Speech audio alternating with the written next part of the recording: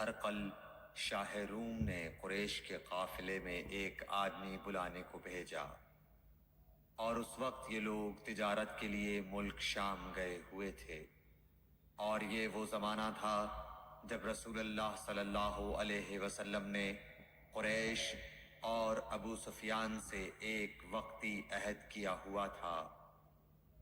جب ابو سفیان اور دوسرے لوگ ہرقل کے پاس ایلیا پہنچے جہاں ہرقل نے دربار طلب کیا تھا، اس کے گرد روم کے بڑے بڑے لوگ، علماء، وزراء و امراء بیٹھے ہوئے تھے۔ ہرقل نے ان کو اور اپنے ترجمان کو بلوایا، پھر ان سے پوچھا کہ تم میں سے کون شخص مدعی رسالت کا زیادہ قریبی عزیز ہے؟ ابو سفیان کہتے ہیں کہ میں بول اٹھا کہ میں اس کا سب سے زیادہ قریبی رشتہ دار ہوں۔ یہ سن کر ہرقل نے حکم دیا کہ اس ابو سفیان کو میرے قریب لا کر بٹھاؤ اور اس کے ساتھیوں کو اس کی پیٹھ کے پیچھے بٹھا دو۔ پھر اپنے ترجمان سے کہا کہ ان لوگوں سے کہہ دو کہ میں ابو سفیان سے اس شخص یعنی محمد صلی اللہ علیہ وسلم کے حالات پوچھتا ہوں۔ اگر یہ مجھ سے کسی بات میں جھوٹ بول دے تو تم اس کا جھوٹ ظاہر کر دینا۔ ابو سفیان کا قول ہے کہ خدا کی قسم، اگر مجھے یہ غیرت نہ آتی کہ یہ لوگ مجھ کو جھٹلائیں گے تو میں آپ صلی اللہ علیہ وسلم کی نسبت ضرور غلط گوئی سے کام لیتا۔ خیر، پہلی بات جو ہرقل نے مجھ سے پوچھی وہ یہ کہ اس شخص کا خاندان تم لوگوں میں کیسا ہے؟ میں نے کہا وہ تو بڑے اونچے عالی نسب والے ہیں۔ کہنے لگا اس سے پہلے بھی کسی نے تم لوگوں میں ایسی بات کہی تھی؟ میں نے کہا نہیں۔ کہنے لگا اچھا اس کے بڑوں میں کوئی بادشاہ ہوا ہے؟ میں نے کہا نہیں۔ پھر اس نے کہا بڑے لوگوں نے اس کی پیروی اختیار کی ہے یا کمزوروں نے؟ میں نے کہا نہیں، کمزوروں نے۔ پھر کہنے لگا اس کے تابعدار روز بڑھتے جاتے ہیں یا کوئی ساتھی پھر بھی جاتا ہے؟ میں نے کہا نہیں۔ کہنے لگا کیا اپنے اس دعویٰ نبوت سے پہلے کبھی کسی بھی موقع پر اس نے جھوٹ بولا ہے؟ میں نے کہا نہیں، اور اب ہماری اس سے صلح کی ایک مقررہ مدت ٹھہری ہوئی ہے، معلوم نہیں وہ اس میں کیا کرنے والا ہے۔ ابو سفیان کہتے ہیں میں اس بات کے سوا اور کوئی جھوٹ اس گفتگو میں شامل نہ کر سکا۔ ہرقل نے کہا کیا تمہاری اس سے کبھی لڑائی بھی ہوئی ہے؟ ہم نے کہا کہ ہاں۔ بولا پھر تمہاری اور اس کی جنگ کا کیا حال ہوتا ہے؟ میں نے کہا لڑائی ڈول کی طرح ہے، کبھی وہ ہم سے میدان جنگ جیت لیتے ہیں اور کبھی ہم ان سے جیت لیتے ہیں۔ ہرقل نے پوچھا وہ تمہیں کس بات کا حکم دیتا ہے؟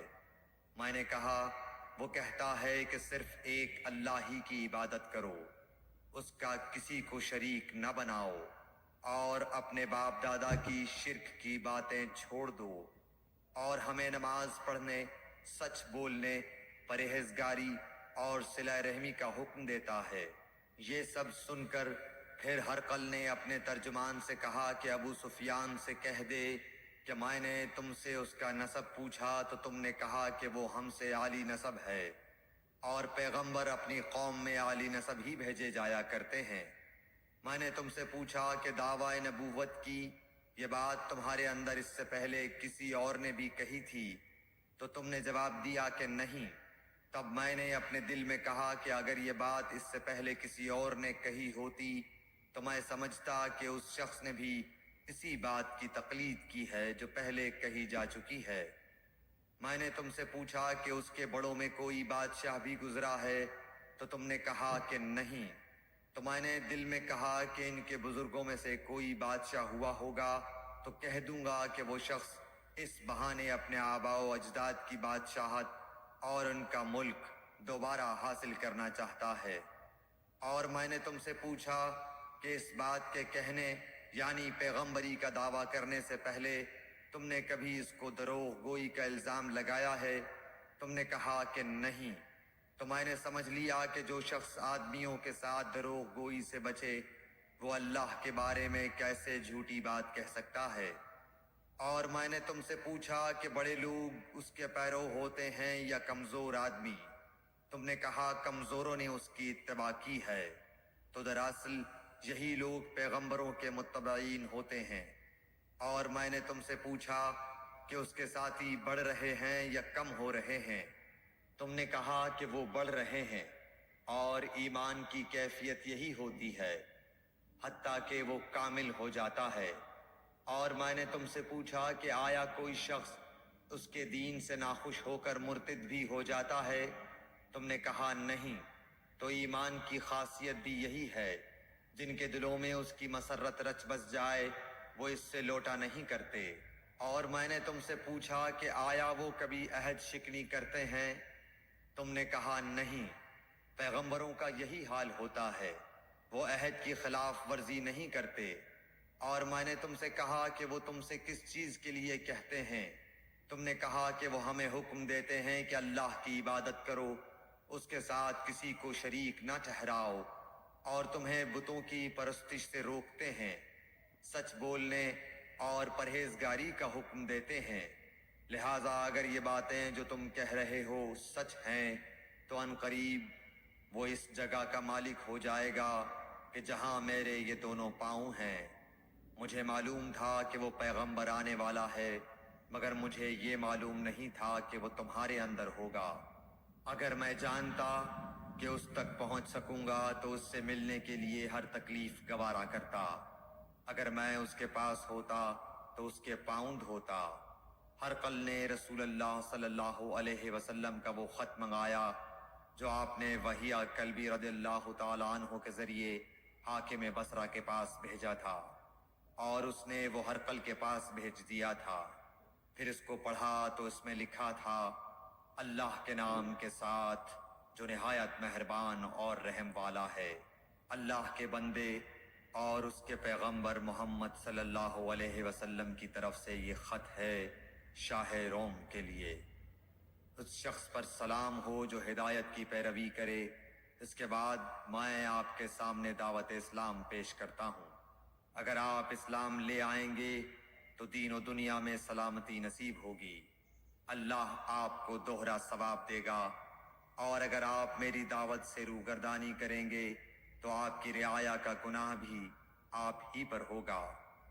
اور اے اہل کتاب، ایک ایسی بات پر آ جاؤ جو ہمارے اور تمہارے درمیان یکساں ہے، وہ یہ کہ ہم اللہ کے سوا کسی کی عبادت نہ کریں اور کسی کو اس کا شریک نہ ٹھہرائیں، اور نہ ہم میں سے کوئی کسی کو خدا کے سوا اپنا رب بنائے۔ پھر اگر وہ اہل کتاب اس کتاب سے منہ پھیر لیں تو مسلمانوں، تم ان سے کہہ دو کہ تم مانو یا نہ مانو، ہم ایک خدا کے اطاعت گزار ہیں۔ ابو سفیان کہتے ہیں، جب ہرقل نے جو کچھ کہنا تھا کہہ دیا اور خط پڑھ کر فارغ ہوا تو اس کے ارد گرد بہت شور و غوغا ہوا، بہت سی آوازیں اٹھیں اور ہمیں باہر نکال دیا گیا۔ تب میں نے اپنے ساتھیوں سے کہا کہ ابو کبشہ کے بیٹے حضرت صلی اللہ علیہ وسلم کا معاملہ تو بہت بڑھ گیا۔ دیکھو تو اس سے بنی اصفر روم کا بادشاہ بھی ڈرتا ہے۔ مجھے اس وقت سے اس بات کا یقین ہو گیا کہ حضور صلی اللہ علیہ وسلم ان قریب غالب ہو کر رہیں گے، حتیٰ کہ اللہ نے مجھے مسلمان کر دیا۔ راوی کا بیان ہے کہ ابن ناطور ایلیا کا حاکم ہرقل کا مصاحب اور شام کے نصارہ کا لاٹ پادری بیان کرتا تھا کہ ہرقل جب ایلیا آیا ایک دن صبح کو پریشان اٹھا تو اس کے درباریوں نے دریافت کیا کہ آج ہم آپ کی حالت بدلی ہوئی پاتے ہیں، کیا وجہ ہے؟ ابن ناطور کا بیان ہے کہ ہرقل نجومی تھا، علم نجوم میں وہ پوری مہارت رکھتا تھا۔ اس نے اپنے ہم نشینوں کو بتایا کہ میں نے آج رات ستاروں پر نظر ڈالی تو دیکھا کہ ختنہ کرنے والوں کا بادشاہ ہمارے ملک پر غالب آ گیا ہے۔ بھلا اس زمانے میں کون لوگ ختنہ کرتے ہیں؟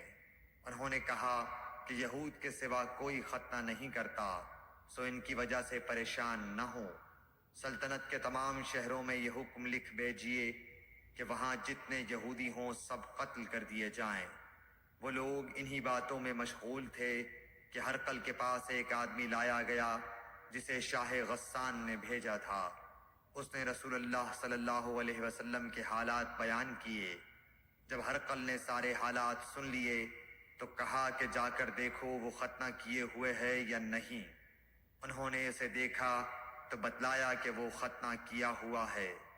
ہرقل نے جب اس شخص سے عرب کے بارے میں پوچھا تو اس نے بتلایا کہ وہ ختنہ کرتے ہیں۔ تب ہرقل نے کہا کہ یہی محمد صلی اللہ علیہ وسلم اس امت کے بادشاہ ہیں جو پیدا ہو چکے ہیں۔ پھر اس نے اپنے ایک دوست کو رومیہ خط لکھا اور وہ بھی علم نجوم میں ہرقل کی طرح ماہر تھا۔ پھر وہاں سے ہرقل حمص چلا گیا۔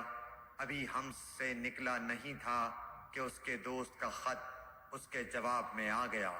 اس کی رائے بھی حضور صلی اللہ علیہ وسلم کے ظہور کے بارے میں ہرقل کے موافق تھی کہ محمد صلی اللہ علیہ وسلم واقعی پیغمبر ہیں۔ اس کے بعد ہرقل نے روم کے بڑے آدمیوں کو اپنے حمص کے محل میں طلب کیا اور اس کے حکم سے محل کے دروازے بند کر لیے گئے۔ پھر وہ اپنے خاص محل سے باہر آیا اور کہا، اے روم والو، کیا ہدایت اور کامیابی میں کچھ حصہ تمہارے لیے بھی ہے؟ اگر تم اپنی سلطنت کی بقا چاہتے ہو تو پھر اس نبی صلی اللہ علیہ وسلم کی بیعت کر لو اور مسلمان ہو جاؤ۔ یہ سننا تھا کہ پھر لوگ وحشی گدھوں کی طرح دروازوں کی طرف دوڑے مگر انہیں بند پایا۔ آخر جب ہرقل نے اس بات سے ان کی یہ نفرت دیکھی اور ان کے ایمان لانے سے مایوس ہو گیا تو کہنے لگا کہ ان لوگوں کو میرے پاس لاؤ۔ جب وہ دوبارہ آئے تو اس نے کہا، میں نے جو بات کہی تھی اس سے تمہاری دینی پختگی کی آزمائش مقصود تھی، سو وہ میں نے دیکھ لی۔ تب یہ بات سن کر وہ سب کے سب اس کے سامنے سجدے میں گر پڑے اور اس سے خوش ہو گئے۔ بالآخر ہرقل کی آخری حالت یہی رہی۔